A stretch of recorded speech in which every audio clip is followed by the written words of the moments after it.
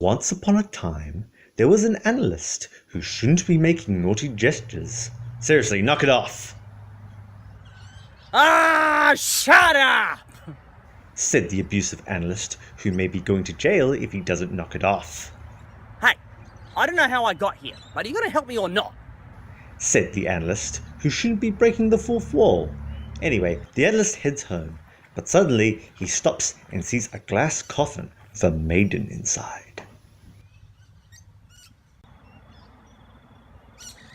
Oh, no. Then the prince shows up and goes to kiss the maiden. The analyst thinks that is some form of necrophilia is afoot. But before he calls the cops on the prince, this happens. Ow! You should review the anime first before you jump to such conclusions. Snow White and the Seven Dwarfs, everyone. So, at a point in anime history, fairy tale animes and folklore were being adapted, and most were made by Tatsunoko Productions. And this is one of them, The Legend of Snow White. Now, in this anime, there is the obvious differences as opposed to the ones before them.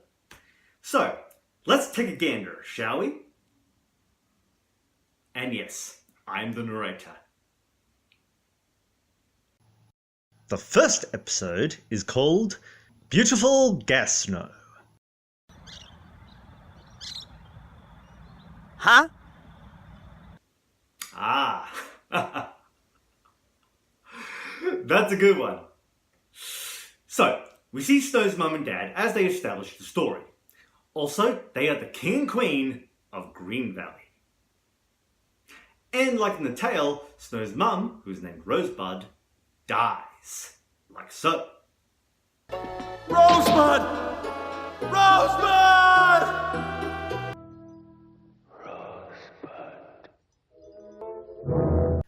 So, how does this version of Snow White differ from the rest?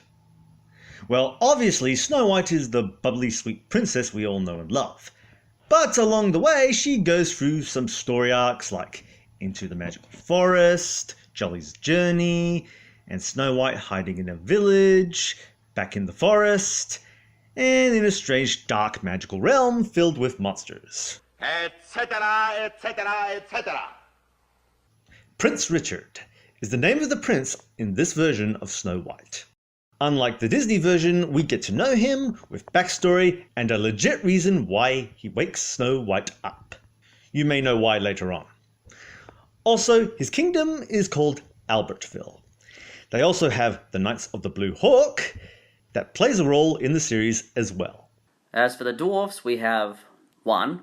Boss, 2. Gourmet, 3. Woody, 4. Chamomile, 5. Vet, 6. Jolly, and 7. Goldie.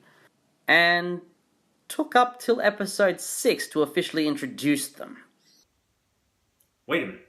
Episode 6? Pity. Just one episode more and it would have been beautiful. How? Episode 7, Seven Dwarfs. Oh, that makes sense. But still, you could have made it one dwarf per episode. Let's not go that far. Also, like Snow White, we have cute animals around her, specifically 3 pets, Milk, Pocket, and Cuckoo. They don't talk now, do they? Only in episode 17 because of a spell. Well, alright, if it's only one episode, then that's okay then. In that episode, Snow White turns into a bunny, and that's one of the many zany things that happens on the show. Now in this version of the Evil Queen, her name is Queen Crystal, with a magic mirror, donning snake attire, and has a real hard time spotting Snow White from time to time.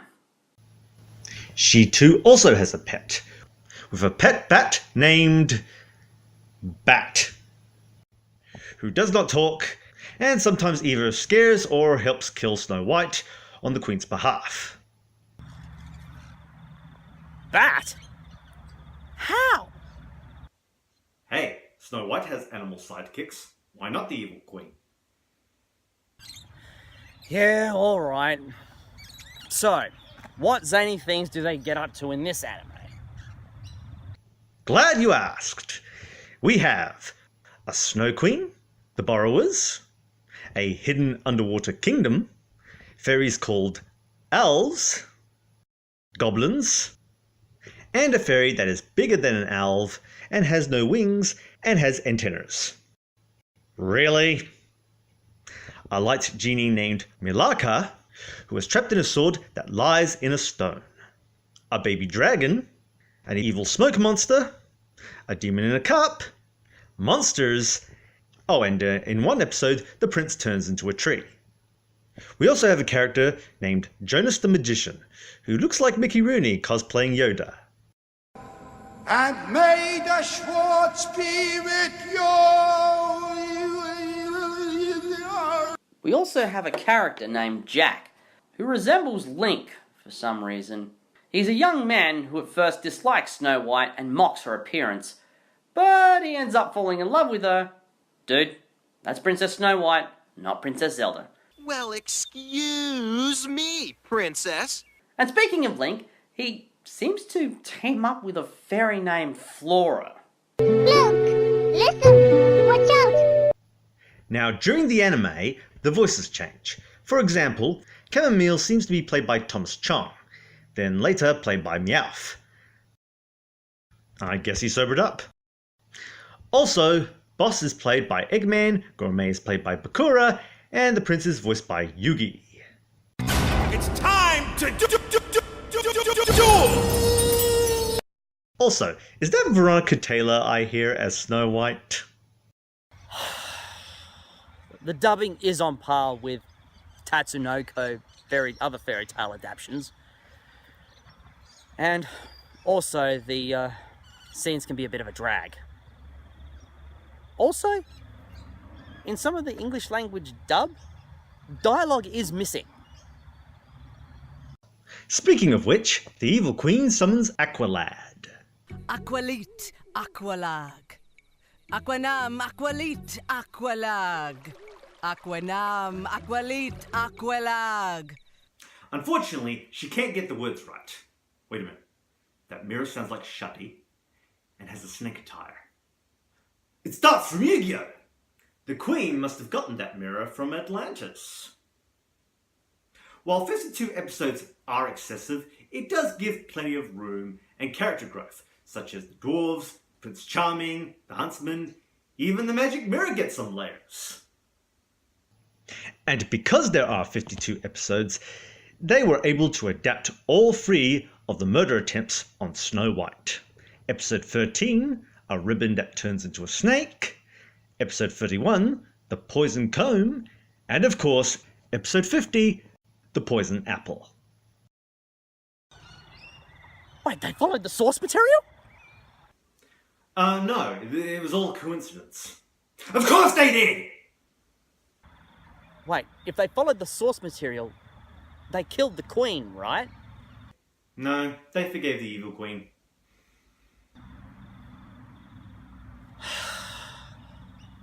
Ah, shit. Though in all fairness, she was one of the many that were possessed by an evil spirit travelling from one young girl to another. Oh, okay.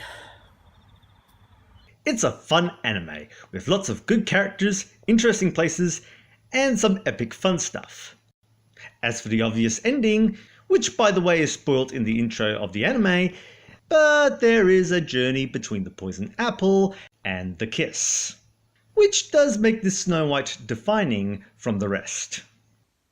Now, for all you jaded folk out there yammering on the idea about a guy just waltzing in and kissing a cadaver or someone sleeping, this journey explains why the prince did what he did and Snow White was more than consenting. But here's the thing though, I really don't want to spoil it. But I also want to talk about it because of the sheer fun of it. So, for these reasons, if you haven't seen it and don't want it spoilt, Here's the timestamps where it starts and ends, so you can avoid it. So, the prince rescues Snow by entering the mirror realm, because her soul is there. As he enters, he goes into the castle, and in order to save her, he has to fight the friggin' devil, played by Shenron. Now, they don't flat out call him that, but he's clearly a devil, to say the least. Also, while his crutch is hidden in the shadows, we still get to see his giant snake. Really? You would have done the same thing. Besides, that material was right there to riff about. Anyway, after killing the snake with the Planeteers,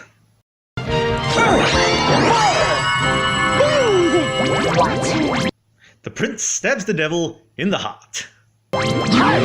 And yeah, that didn't work. Until they summon the power of hope, dreams, friendship, and of course, the power of love. That's the power of love. That's the power of love. First time you feel it, it might make you sad. Next time you feel it, it might make you mad. So, with Snow White and Prince Richard and the sword working together, the devil was beaten, much like gods showing up from the sky saying, "Begone!" Then they reunite and everyone pretty much lived happily ever after. The end. And now you know why the prince kisses Snow White in order to wake her up. So next time you question that fairy tale situation, just remember that guy was probably kicking ass in a mirror realm and all that stuff I mentioned just to save the soul of a loved one. Okay then. So that was Snow White.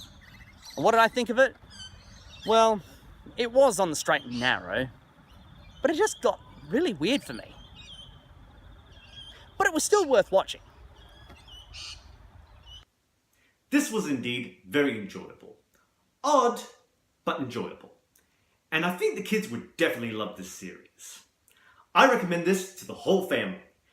And to make it official, I give it my seal of approval.